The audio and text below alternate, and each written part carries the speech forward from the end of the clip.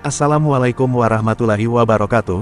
Selamat pagi dan salam sejahtera. Selamat datang di kantor pertanahan Kabupaten Bone. Perkenalkan, saya Muhammad Fauzi Fahrasi Purwita, sebagai koordinator kelompok substansi pengadaan, penilaian dan pencadangan tanah akan memaparkan materi terkait zona nilai tanah. Mari kita mulai.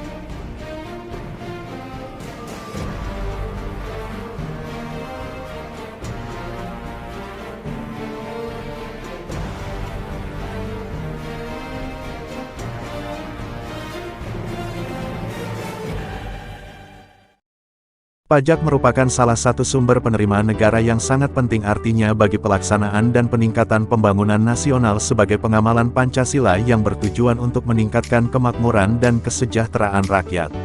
Salah satu pajak yang berlaku di Indonesia adalah pajak bumi dan bangunan perdesaan dan perkotaan menurut Undang-Undang Nomor 28 Tahun 2009. Pajak bumi dan bangunan perdesaan dan perkotaan (PBBP 2) adalah pajak yang bersifat kebendaan. Dalam arti besarnya, pajak terutang ditentukan oleh keadaan objek, yaitu bumi atau tanah dan bangunan, sedangkan keadaan subjek tidak ikut menentukan besarnya pajak.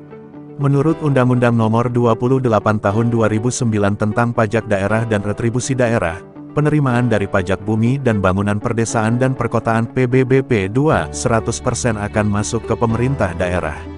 Saat dikelola oleh pemerintah pusat, pemerintah daerah hanya mendapatkan bagian sebesar 64,8%, sehingga pajak bumi dan bangunan perdesaan dan perkotaan (PBBP 2) dijadikan sarana yang efektif untuk meningkatkan pendapatan asli daerah (PAD).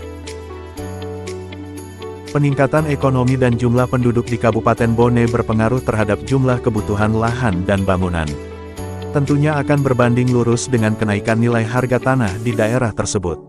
Nilai harga tanah yang senantiasa berubah tetapi tidak diikuti dengan pembaruan NJOP. Sejak pendaerahan PBBP 2, NJOP belum pernah diupdate. NJOP sekarang sudah tidak relevan lagi dengan keadaan nilai harga tanah saat ini. Penilaian tanah yang berkesinambungan diperlukan untuk menentukan nilai harga tanah yang senantiasa berubah tersebut. Seiring dengan dilaksanakannya sosialisasi pemanfaatan nilai tanah yang dilaksanakan sejak tahun 2013, manfaat peta zona nilai mulai disadari oleh pemerintah daerah. Bahkan KPK menghimbau kepada beberapa pemerintah daerah kabupaten kota memanfaatkan peta zona nilai tanah sebagai referensi dalam perhitungan pajak. Hal tersebut dilakukan dalam rangka optimalisasi penerimaan pendapatan asli daerah (PAD) karena nilai tanah pada peta zona nilai tanah dianggap lebih mewakili nilai real di lapangan dibanding peta blok PBB yang selama ini di beberapa daerah jarang diupdate. Direktorat Penilaian Tanah dan Ekonomi Pertanahan mempunyai tugas melaksanakan perumusan dan pelaksanaan kebijakan, penyusunan norma, standar, prosedur dan kriteria, dan pemberian bimbingan teknis dan supervisi, serta pelaksanaan evaluasi dan pelaporan, fasilitasi penanganan permasalahan informasi nilai tanah, pengembangan penilaian, pemanfaatan nilai tanah sebagai dasar kebijakan dan pendayagunaan ekonomi pertanahan Pasal 368 Permen ATR KBPN Nomor 16 Tahun 2020. Bidang pengadaan tanah dan pengembangan di kantor wilayah Badan Pertanahan Nasional dan Seksi Pengadaan Tanah dan Pengembangan pada kantor pertanahan salah satu tugasnya adalah penilaian tanah dan ekonomi pertanahan Pasal 15 dan Pasal 31 Permen ATR KBPN Nomor 17 Tahun 2020. Maksud dan tujuan rapat koordinasi. Maksud 1. Rapat koordinasi dimaksudkan menggali potensi kerjasama dengan dinas atau instansi terkait lainnya dalam pembuatan, pembaharuan, pendetailan dan pemanfaatan bersama peta nilai tanah. 2. Koordinasi penanganan masalah penilaian tanah dan 3. Supervisi pembaharuan peta zona nilai tanah. Tujuan 1. Tercapainya kerjasama dalam kegiatan pembuatan, pembaharuan, pendetailan dan pemanfaatan peta nilai tanah. 2. Disepakati mekanisme penanganan masalah penilaian tanah, dan 3. Terlaksananya kegiatan supervisi kegiatan pembaharuan peta zona nilai tanah. Zona nilai tanah adalah gambaran nilai tanah yang relatif sama, dari sekumpulan bidang tanah di dalamnya, yang batasannya bisa bersifat imajiner ataupun nyata sesuai dengan penggunaan tanah dan mempunyai perbedaan nilai antara satu dengan yang lainnya berdasarkan analisis petugas dengan metode perbandingan harga pasar dan biaya yang dimuat dalam peta zona nilai tanah dan ditetapkan oleh Kepala Kantor Pertanahan. Nilai tanah adalah nilai tanah dalam keadaan kosong, tidak termasuk nilai benda-benda yang melekat padanya. Pembaruan peta zona nilai tanah adalah kegiatan yang dilakukan untuk memutakhirkan nilai tanah dalam peta zona nilai tanah yang disebabkan oleh beberapa faktor seperti inflasi ekonomi, perubahan penggunaan lahan, atau faktor lainnya dapat terdeteksi. Gambaran zona nilai tanah yang dikeluarkan oleh BPN berformat zona, di mana di dalam suatu zona terdapat beberapa bidang tanah yang memiliki nilai yang relatif sama dan jenis penggunaannya yang sama. Apakah itu penggunaan sebagai tanah pertanian atau non-pertanian? Suatu zona dibedakan berdasarkan nilai rata-ratanya dan jenis penggunaannya, yaitu zona pertanian dan non-pertanian. Contoh gambar ini adalah zona nilai tanah yang menampakkan perbedaan nilai tanah pada zona 1388 yang kondisi existingnya merupakan BTN Bone Biru dengan nilai Rp571.000, sedangkan di sekeliling BTN tersebut terdapat zona 1212 yang kondisi existingnya merupakan sawah dengan nilai Rp32.000. Berikut contoh lain zona non-pertanian. Zona nomor 1595 yang kondisi existingnya adalah perumahan di sebelah timur Bajowe. Di dalam zona tersebut tiap bidangnya memiliki harga yang relatif sama, yakni terdapat 4 titik sampel yang masing-masing bernilai Rp219.000, Rp207.000, Rp206.000 dan Rp198.000 per meter persegi. Dari rata-rata harga keempat sampel tersebut terbentuklah zona nomor 1595 dengan nilai tanah sebesar Rp205.000.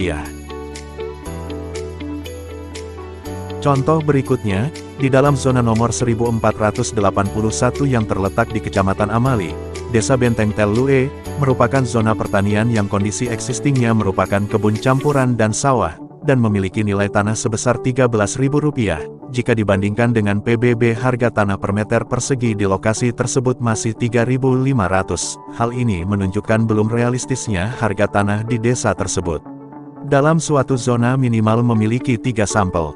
Sampel yang dimaksud dalam survei dan pemetaan nilai tanah adalah bidang tanah yang terdaftar atau belum terdaftar, yang memberikan informasi harga transaksi atau penawaran bidang tanah tersebut pada kurun waktu 24 bulan terakhir untuk tanah non-pertanian, dan 48 bulan terakhir untuk tanah pertanian. Diupayakan sampel adalah harga transaksi atau jual beli. Responden adalah sumber data utama yang dapat memberikan gambaran dan keterangan yang dapat dipercaya tentang informasi harga transaksi atau harga penawaran. Responden yang dapat dipilih adalah A. Pemilik tanah yang telah melakukan transaksi.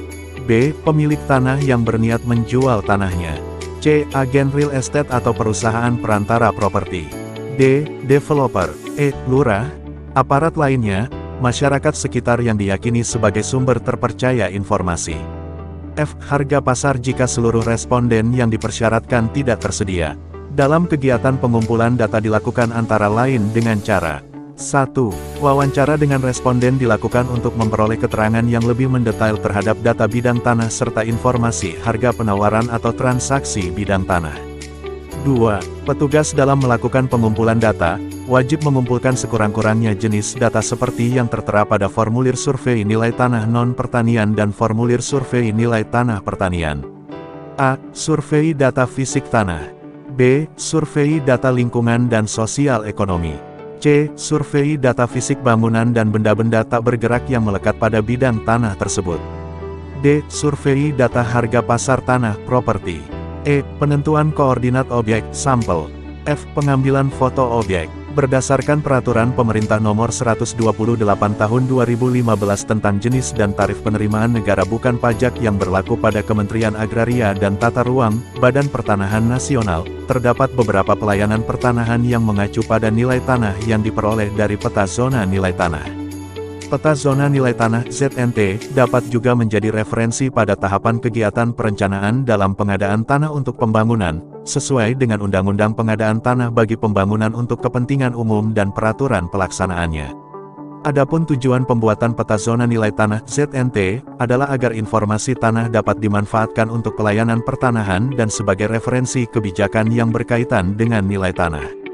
Komisi Pemberantasan Korupsi (KPK) mendorong penggunaan zona nilai tanah guna meminimalisir penyelewengan dalam hal pengurusan tanah. Salah satu yang menjadi wilayah pencegahan korupsi adalah BPHTB, Bea Perolehan Hak Atas Tanah dan Bangunan.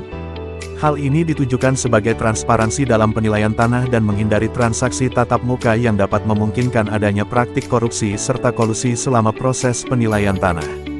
Urgensi dari aplikasi ZNT diantaranya untuk 1. Asas keadilan. 2. Sebagai tambahan penerimaan negara bukan pajak PNBP. 3. Dan sebagai langkah efisiensi dalam memperoleh nilai tanah yang sesuai. Kondisi pemanfaatan peta ZNT dengan pemerintah daerah.